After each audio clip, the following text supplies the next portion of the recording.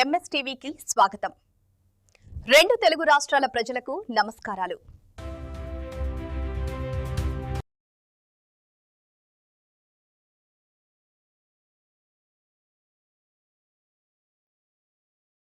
Welcome to MS media. ఈరోజు జగన్ నాయకులగూడెం గ్రామ పంచాయతీకి వచ్చాము.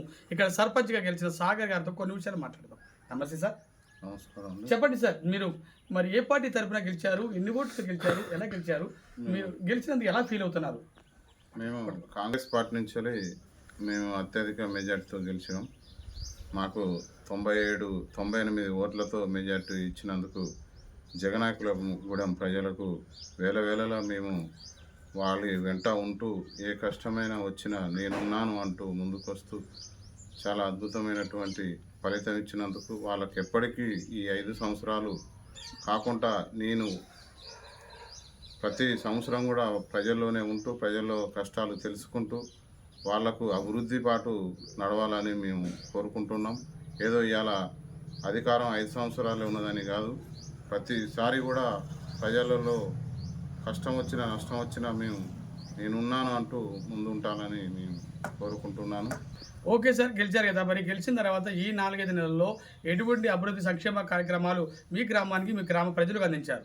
మేము గెలిచిన కానుండి మాకు కొత్త 2 కాలనీలు ఏర్పడ్డాయి. వాళ్లకు వాటర్ సౌకర్యం లేకపోవడం వల్ల వాళ్ళకు కొత్త పైప్ లైన్తో వేయించి మళ్ళీ వాళ్లకు ఇంటింటికి నల్లాలు వేయించడం జరిగింది. అదేవిధంగా ఆ కొత్త కాలనీకి రోడ్డు లేకపోతే వాళ్లకు గ్రావెల్ రోడ్డుతో వేయించడం జరిగింది. అదేవిధంగా ఇక్కడ మాకు కరెంటు చాలా ఇబ్బందిగా ఉండేది. మాకు ఎంపీ గారి దృష్టికి తీసుకెళ్ళి మాకు ఇక్కడ చాలా ఇబ్బంది ఉన్నది సార్ అని చెప్పగానే ఇమీడియట్లీగా స్పందించి డిఈ గారు మళ్ళీ ఈ ఎలక్ట్రీషియన్ డిపార్ట్మెంట్తో మాట్లాడి మాకు 80 పోల్లు ఇప్పించడం జరిగింది. ఆ కొత్త పోల్లు ఈరోజు వేయించుకోవడం చాలా సంతోషంగా ఉంది.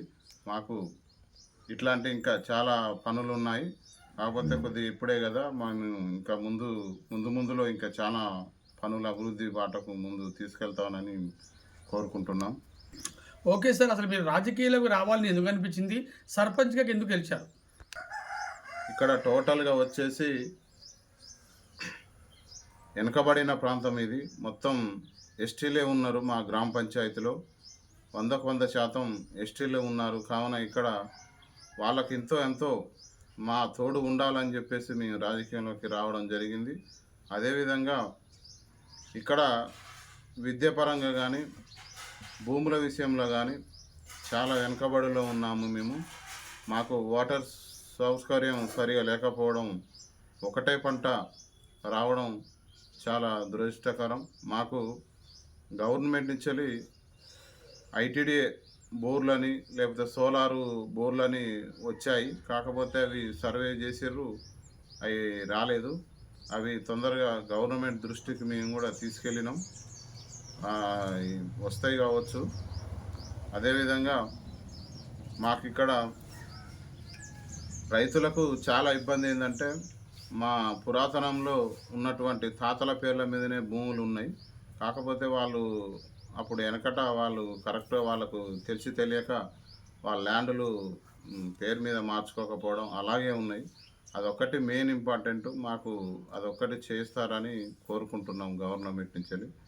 మేము కూడా తహసీల్దార్ కూడా లేకపోతే కలెక్టర్ దృష్టికి కూడా తీసుకెళ్లాలని మేము అనుకుంటున్నాం. అది ఖచ్చితంగా మేము చేయించి చూపిస్తామనేది కూడా మేము తెలియజేస్తున్నాం. సరే, మరి కాంగ్రెస్ 6 గ్యారంటీ పథకాలు ప్రవేశపెట్టింది కదా, మీ గ్రామానికి ఎన్ని వచ్చినాయి? జగనాయకులగూడెంలో గృహలక్ష్మి పథకం కింద మ్యాక్సిమం అందరికీ 200 యూనిట్ పథకం ఖచ్చితంగా అమల్లో జరుగుతుంది. అదేవిధంగా రేషన్ సన్నబియ్యం కూడా మాకు చాలా అద్భుతంగా అందుతున్నాయి. అదేవిధంగా మహిళా ఆర్టీసీ బస్సు ప్రయాణం చాలా అద్భుతంగానే వినియోగించుకుంటున్నారు మా మహిళలు. అదేవిధంగా ఈ గ్యాస్ కలెక్షన్స్ కూడా మాకు సబ్సిడీ కింద డబ్బులు పడుతున్నాయి. అదేవిధంగా అదేవిధంగా మాకు వెనుకబడిన ప్రాంతానికి ఒక 11 ఇల్లులు ఇందిరమ్మ ఇల్లులు రావడం జరిగింది. అవి నానా రకాల విధములో నడుస్తున్నాయి. కొంత చాలా మంచిది. అదేవిధంగా ఇప్పుడు రెండో విడత కూడా మాకు వస్తాయని మేము కోరుకుంటున్నాం. మళ్ళీ 2029లో కాంగ్రెస్ ప్రభుత్వమే అధికారంలోకి వస్తుందని అనుకుంటున్నారా? ఖచ్చితంగా వస్తుందనే మేము అనుకుంటున్నాము. ఇలాంటి ఇంకా పథకాలు చాలా అమలు చేస్తున్నది కాబట్టి ఖచ్చితంగా కాంగ్రెస్ గవర్నమెంట్ మళ్ళీ అధికారంలో వస్తుందనేది మా భావన. మిమ్మల్ని ఎలక్షన్స్లో మీకు ఎన్నింటి ఉండి మిమ్మల్ని గెలిపించిన నాయకులు ఎవరైనా ఉన్నారు ప్రముఖులు? ముఖ్యంగా నా ఎండ ఉండి మెయిన్గా మా గ్రామ పార్టీ అధ్యక్షులు తాటి శ్రీను గారు మరియు కోరం రమేష్, ఈసం యాకయ్య, అదేవిధంగా ఇక్కడ యూత్ చాలా ప్రోత్సహించి నన్ను ముందుండి నేనున్నాను అంటూ ముందుకెళ్ళి నన్ను అద్భుతంగా ఘన విజయానికి కారకులయ్యారు.